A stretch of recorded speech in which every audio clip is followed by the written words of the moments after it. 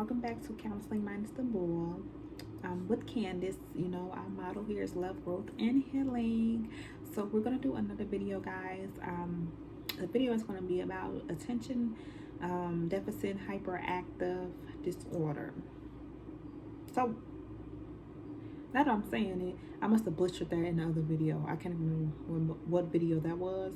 I'm good for that, guys. So anyway, let's go ahead and get started. So if you're new here, welcome to the channel. And we usually start with a check-in. So your check-in is, what is your mood for today? So for today, my mood, I'm really happy. I'm really feeling light. So I'm gonna do something Austin Powers, guys. Just feeling really silly. So anyway, jumping right into it. So attention deficit hyperactive disorder.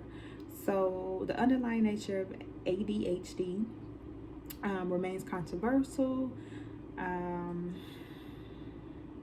looking at my handy dandy binder. So let me look through it. So the common feature in elementary school age children is difficulty sustaining attention, particularly doing long tasks. Other common symptoms include poor impulse control, restlessness, and overactive. So we have three different subtypes. So the first one is predominantly the hyperactive impulsive type. Two, we have predominantly inattentive type, and then we have combined, which is ADHD. So for criteria, so the symptoms must be onset prior to the age of 7. It's present in 2 or more settings. So it can be school, it can be in a home, or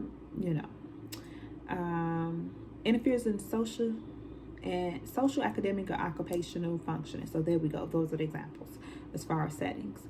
And then you have 6 or more symptoms of hyperactivity, impulsivity, or inattentive that has persisted for at least 6 months.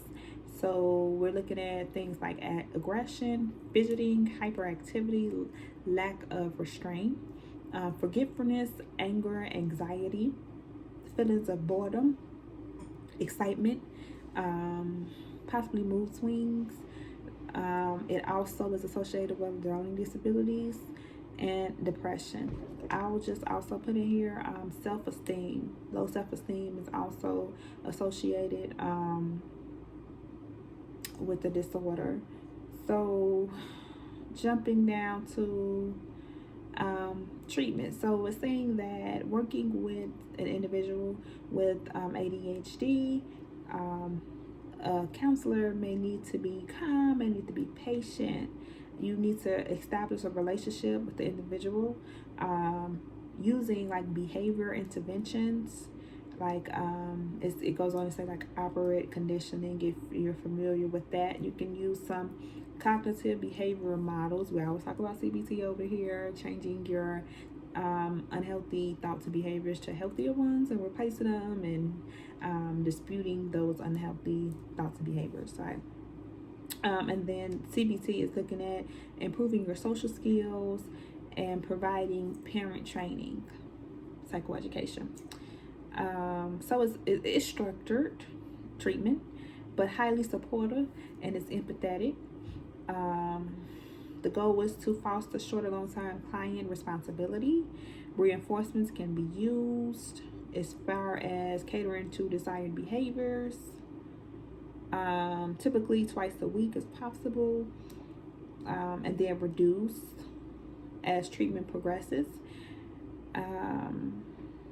So then there's always the aid for medication, just to help with attentiveness, and help with the hyperactiveness.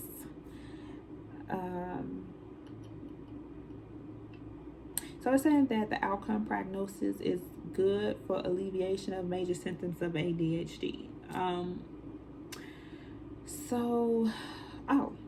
Okay. And then it breaks it down into more interventions, just breaking it down. Okay. We might get into a few. So we're at 5 minutes. So behaviorally based. So you're looking at reward and punishment procedures. Um, yeah, so that's all to do with behavior type of approaches. Um, and then you having the okay. So you're having all of the monitoring being, giving the child responsibility for monitoring their progress. And then you have these behavior techniques that progresses and evolve as the child gets older.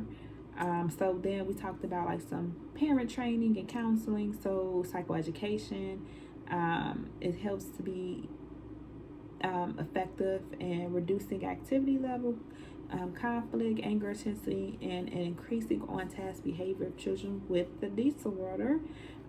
Is secondly most widely used intervention next to medication. And then I mentioned it's associated with low self-esteem. So self-esteem. I can't get anything out. So self-esteem education. So low self-esteem may precede depressed affect or depression in many children with ADHD. And foremost goal for many children and adolescents with ADHD should be enhancing their self-esteem. So the symptoms they present with may contribute to the low self-esteem. So you also teach your social skills, and so they're saying that children with ADHD often experience difficulty within social groups. So it's a need to acquire more successful repertoire of social skills. So building relationships with other people, intervention designed to improve social skills and social competency. Try to get that right. Have been shown to reduce peer interaction difficulties for many children and adolescents. And then we have family counseling as another form of treatment. So, okay. So it's saying that a result of the symptoms may present with low grades as far as in school, low self-esteem, social isolation, and depression. So family counseling could be beneficial. And then it also says that normal disagreements are magnified by core ADHD symptoms. So the family counseling looks like it's really going to be beneficial to the individual as far as symptoms, and also to the family as far as psychoeducation and knowing the tips and interventions.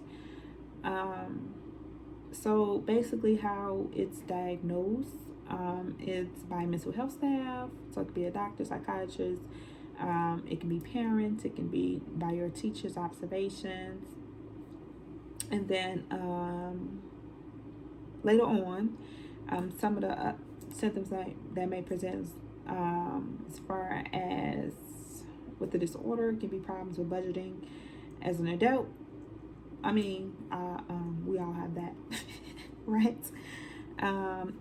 Forgetfulness, losing items. So I'll just share that one of my professors had confided in us and the students, is sharing that her son had this disorder, and around this time he was going off to college.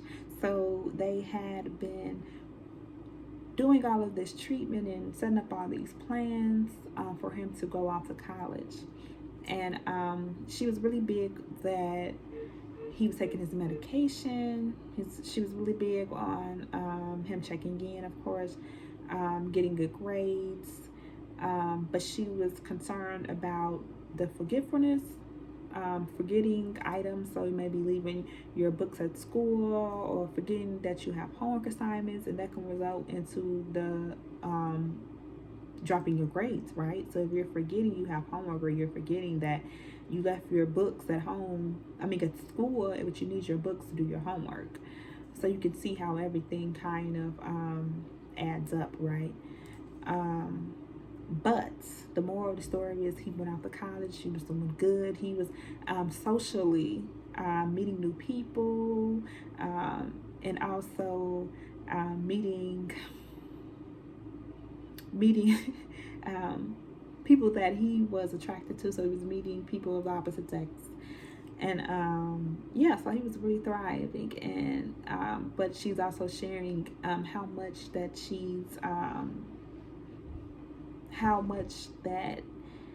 she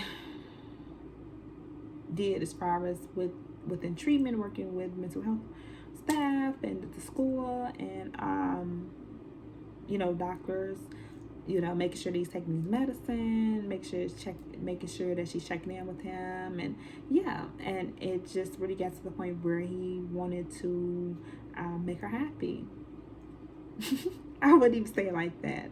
Make her proud, and make himself proud, because he could do it, right? Okay, so that's just a story that I have, showing some resilience, also confirming the prognosis outcome. Um, so yeah, so we went over the symptoms. We went over some interventions.